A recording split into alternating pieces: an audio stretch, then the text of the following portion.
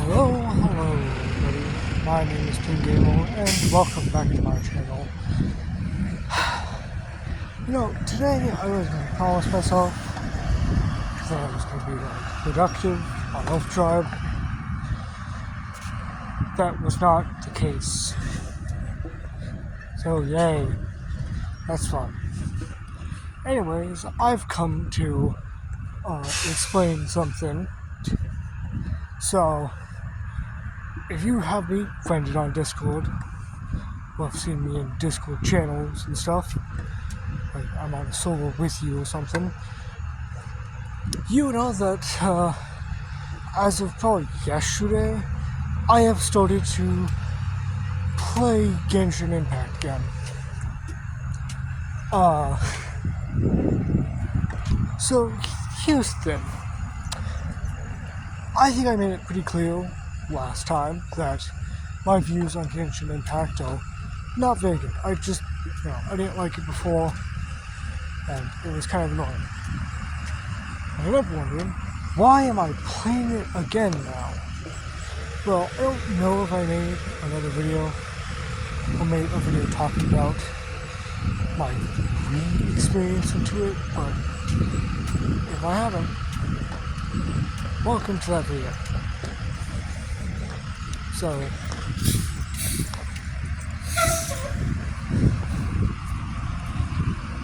let me explain. What is Genshin Impact? Genshin Impact is this, basically, this game. It's a multi-game that, or mobile, or really just a game in general, since it's moved to places like PlayStation, PC, Switch, and other stuff.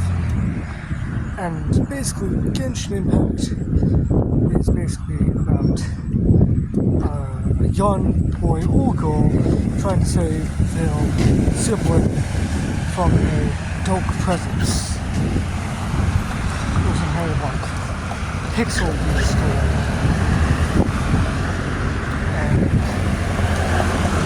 Visual, and of course this game has gacha aspects, which is exactly why first I turned it down, because it's only known for its gacha aspects, and that's not very fun. Because I didn't even think that Genshin Impact had an ending. I thought it worked like Warcraft, and it's just like there's constant updates, but there is no real end to it at this point. Technically, that's kind of true, but now that I think about it, it does have a kind of ending. It's just with some people, it functions differently.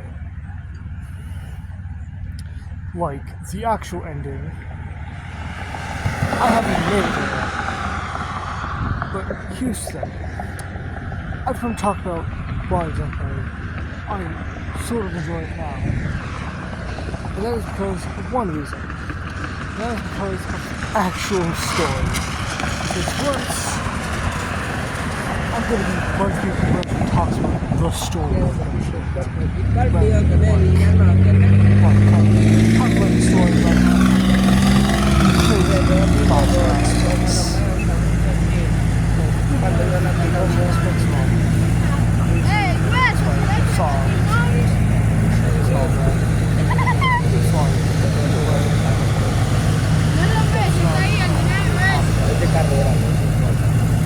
ya tiene pija motor, esto no es un carro que tiene motores adentro. Pero pude animal.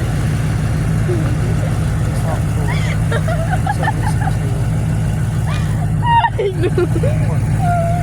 It's not talking about gacha aspects of it, it's talking about legitimately just this is a game that if you ignore the fact that gacha aspects are a part of it,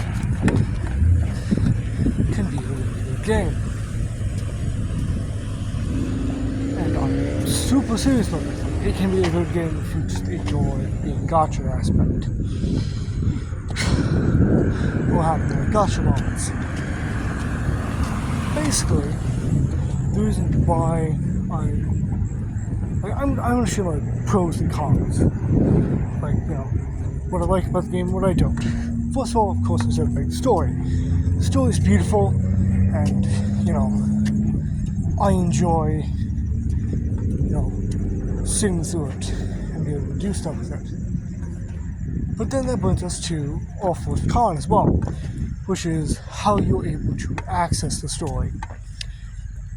Because you would think that a game that's based on gacha aspects wouldn't exactly have a story, but it does have a story.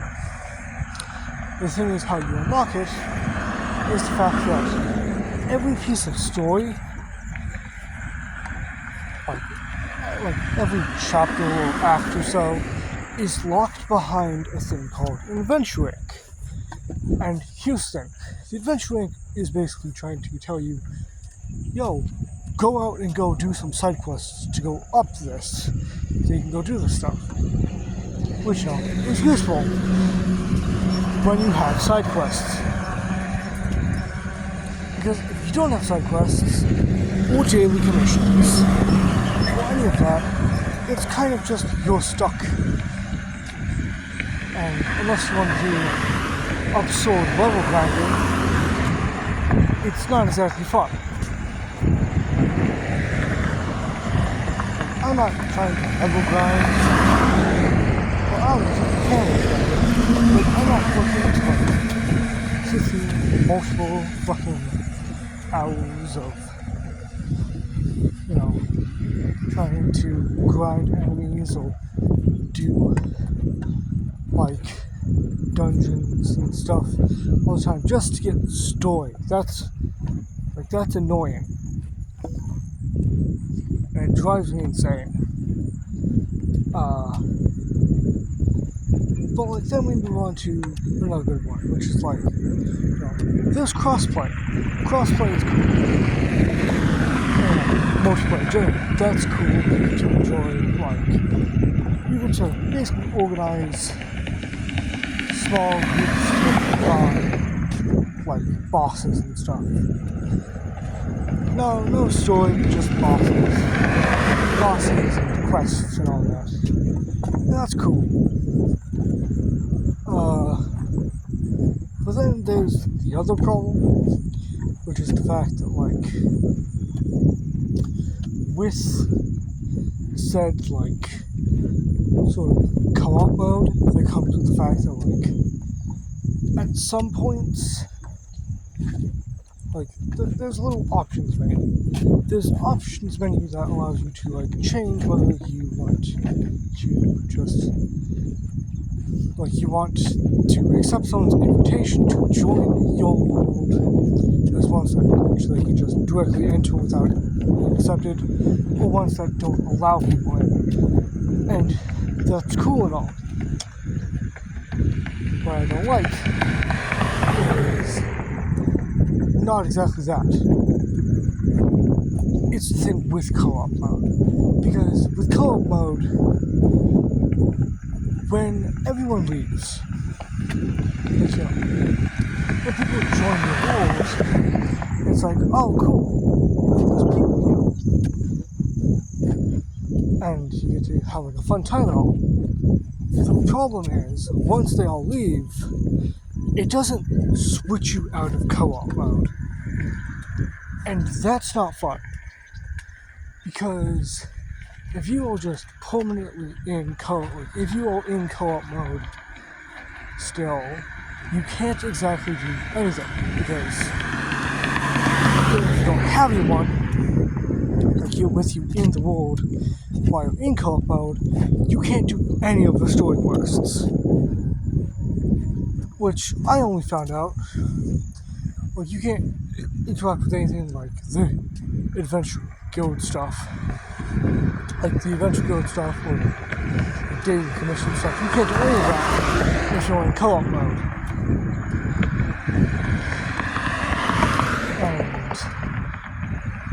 And it doesn't switch you out of co-op whenever you leave. It just keeps you in there. will keep you in there until you decide to switch back to single player, which is annoying. Like, can't you just switch it back?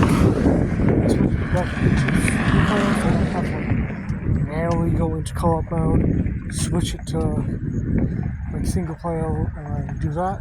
Like, that's annoying. What I've kind of done is I just resort to faster. I will just have to switch it back every time. I've also just allowed people to just enter. Like, I've allowed people to enter and exit and all that without me having to like accept them in, and they mostly have a fun time. Like, there was one person last night that like only came in, like that came in and was like, "Hey, can I get like, can I just like take some stuff?"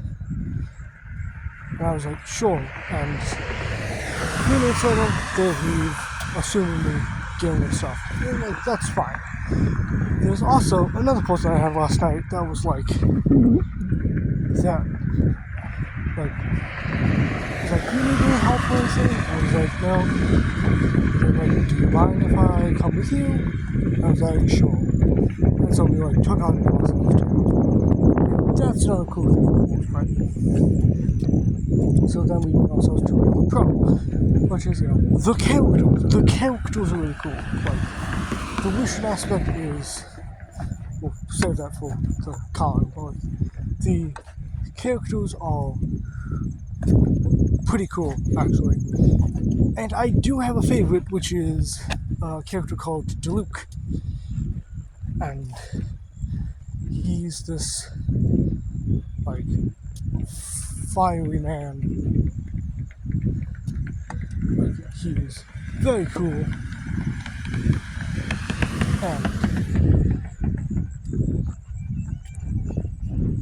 And like, is very, very, like, when he's introduced, it's pretty cool. And I like that. I like when a character is like just really cool and does cool shit. But then we went ourselves to the con of that part, which is the fact that trying to get new characters involves you to get into what people find is basically what Genshin is about, the gacha aspects, which are basically just, you know, your stereotypical pay-to-win stuff, which is, you know, like sort of pay-to-win, just like the basically money grabble. Like, get these gems or these summoning crystals to summon a cool big booby anime girl or something like that. And, like, you know, that's kind of the aspect of that. And, you know, it gets annoying because it's just like, it's annoying that you have to actually, you know, spend multiple hours of your day trying to grind for one character.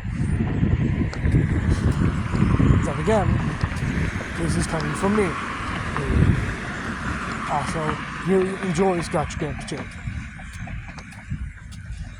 So, yeah.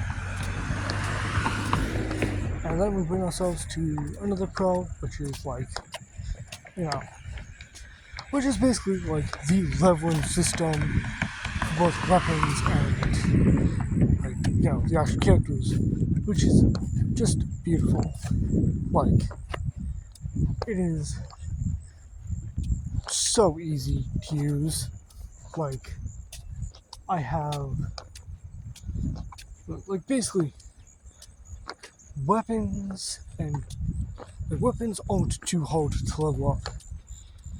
All you have to do is collect a couple crystals and then slam them against your selected weapon until they kind of just fuse together. And then, like, with leveling people, it's pretty easy because, you know, you just gotta slap books across their face until they learn how to be better. And, yeah. Then we come to the sort of con of that, in which, like, which is mostly based around the people, in which it's kind of annoying to like go search out like the books that you need to level up people. It's like like the thing functions like a damn JRPG, and I don't exactly like JRPGs. Like JRPGs get like pretty annoying after a while. Uh, it's like leveling up people gets annoying, but like the ascension stuff is pretty easy. Leveling up, no, it's very, very. Uh, I think that's a good place to wrap it up. I hope you enjoyed. If you enjoyed this video, remember to like and subscribe, because then I'll be more willing to talk about more of my views. So anyways, that's all for now, and goodbye.